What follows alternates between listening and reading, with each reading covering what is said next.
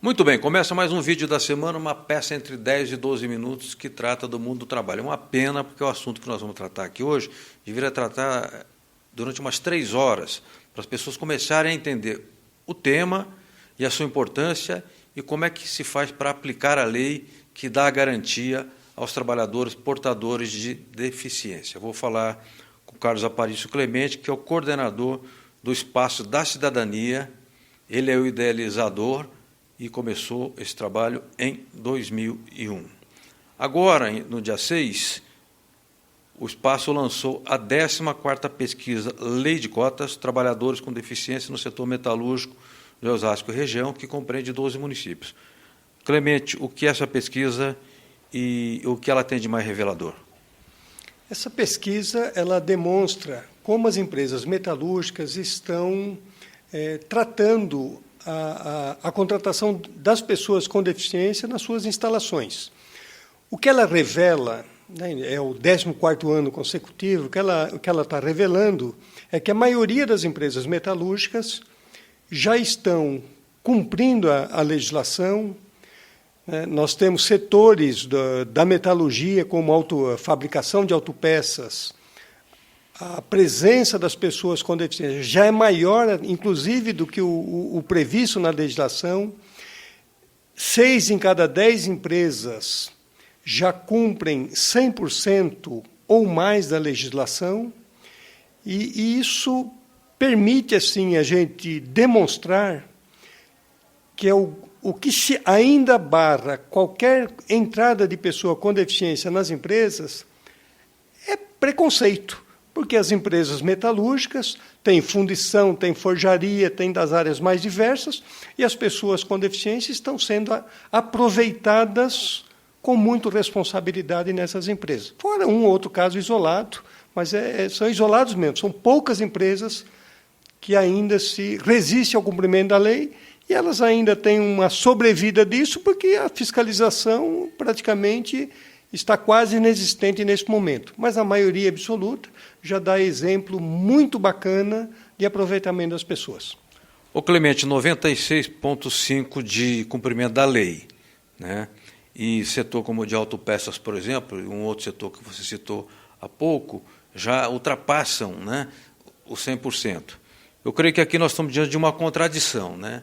Ou seja, Osasco é um exemplo, mas o Brasil não é um exemplo. Eu te pergunto, é possível que esse exemplo vitorioso de Osasco seja estendido para outras cidades, para outras regiões, vamos supor, a região de Campinas, a região de Betim, a região de Guarulhos?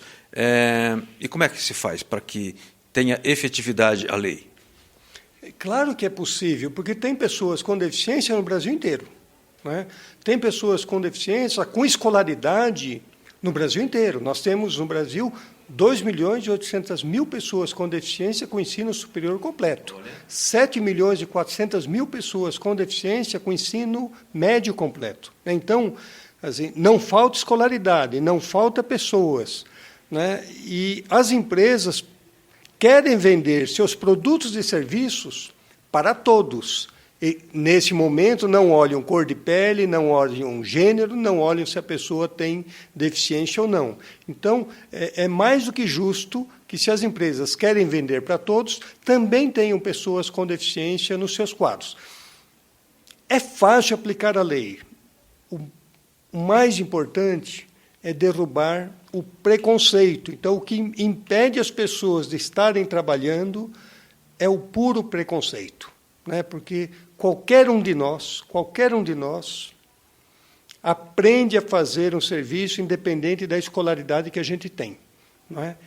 Mas precisa dessa oportunidade, mas aí precisa ter fiscalização, precisa ter controle social, né? Mas acho que esse controle de observar que a empresa quer vender produtos para todos, não é justo que ela não contrate esse todos para dentro das suas instalações. Esse todos de pessoas com deficiência, olhando raça, cor, olhando gênero.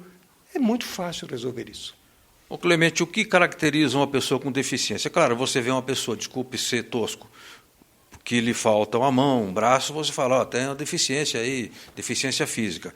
Mas há outros tipos de deficiência, auditiva, visual. Eu vi até aqui, até autista, o que tipifica, digamos assim, uma deficiência.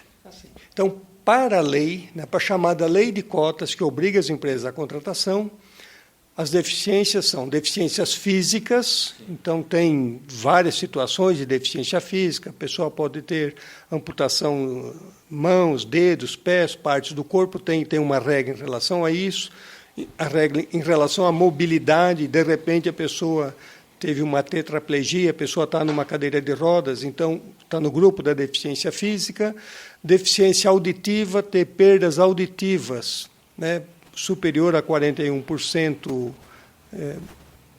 e muitas vezes a pessoa pode não ser uma pessoa surda, mas uma pessoa que perdeu a audição por conta do ruído nas próprias empresas, né? Então, a deficiência auditiva, tanto é que essas duas juntas correspondem a quase 80% das contratações da região de Osasco, tá? Deficiências físicas e auditivas. Agora, deficiência visual, a pessoa pode ser totalmente cega, a pessoa pode ter a perda de um olho, ou a pessoa pode ter a baixa visão, tem formas da lei de esclarecer isso, né, que esclarece para efeito da lei de cotas. Pessoas com deficiência intelectual, né, então eu tenho observado assim, o subaproveitamento, as empresas não descobriram, muitas empresas não descobriram o potencial que essas pessoas têm para o trabalho, para fazer um trabalho com prazer, um trabalho que pode ser muito produtivo para a empresa e para o trabalhador.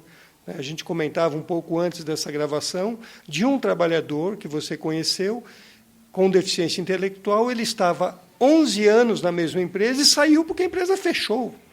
E hoje já está 2 anos numa outra empresa que é fornecedora de uma grande montadora de veículos em São Bernardo do Campo. Não é?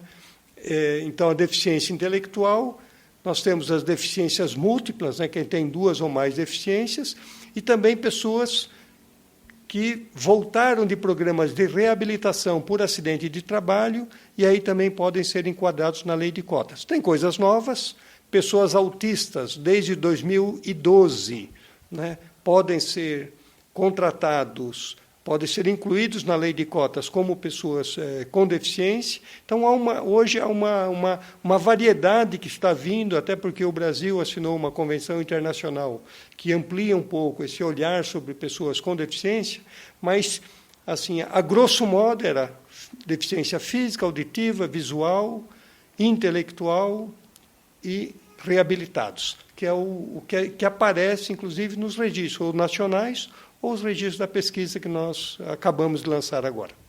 Agora, a pesquisa, embora aponte um número altíssimo, índice, né, de 96,5, o que, digamos, está faltando? Qual é a área que é mais carente assim, de ocupação? É por segmento, ramo de produção ou dependendo da deficiência que a pessoa tem? Onde é que tem um gap aí, uma falha? Na verdade, o grande problema ainda é o preconceito, de achar que a pessoa não vai dar conta do recado. Eu não vou contratar uma pessoa cega, porque eu acho que ele não vai... Bom, nós temos desembargadores cegos, temos juízes cegos no Brasil, nós temos gente cega nas várias atividades da economia nacional, né?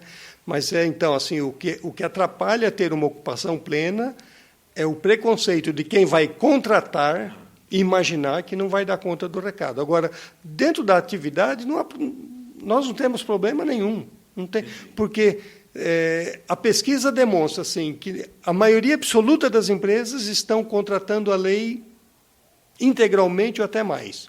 Algumas empresas falam, olha, eu não acho gente para contratar. Quer dizer, esse argumento de que eu não acho gente para contratar, a gente escutava 20 anos atrás. Aliás, tinha gente que achava que pessoa com deficiência tomava papinha. Tá? Hoje, há um debate hoje acontecendo no Tribunal Regional do Trabalho, aqui de São Paulo, que tem uma grande empresa de telemarketing no Brasil, que está tentando provar que na área de telemarketing ela não consegue pôr ninguém com deficiência para trabalhar, que vai ser um dos maiores escândalos, né, se conseguir convencer o juiz de uma palhaçada dessa. Porque, na verdade, é um grande escritório, né? E nos escritórios das metalurgias, as pessoas ocupam plenamente esses espaços de trabalho, mas nas áreas de risco também. Carlos Aparício Clemente, como é que faz para contatar o Espaço da Cidadania? Tem um site, tem telefone.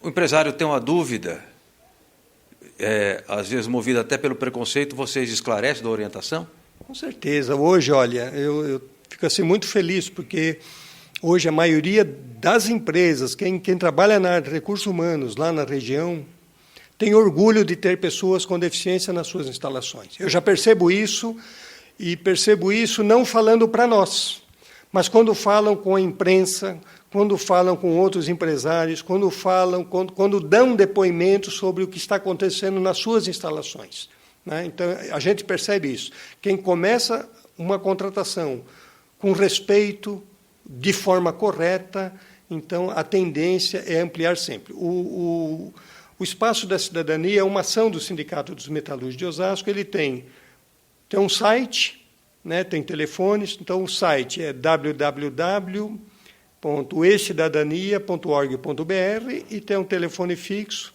que é 11 3685 0915. Você pode repetir o telefone? 11 3685 0915. Tá? Então, mas é uma ação voluntária e sempre tem atividade, sempre tem, porque a ideia sempre está lutando para informação que leve a derrubadas de mitos e preconceitos sobre as possibilidades de trabalho para pessoas com deficiência. Clemente, fiquei muito feliz em te receber, pela amizade que nos une há tanto tempo e a admiração que eu tenho pelo seu trabalho, você sabe, tantas vezes que eu já manifestei, e por ter tido a iniciativa pioneira de iniciar, por meio de um sindicato de trabalhadores na área da metalurgia, esse trabalho de inclusão dos portadores de deficiência, que eu sou da geração que chamava portador de deficiência de aleijado. E o aleijado batia um carimbo na pessoa e ela já era socialmente excluída por causa disso.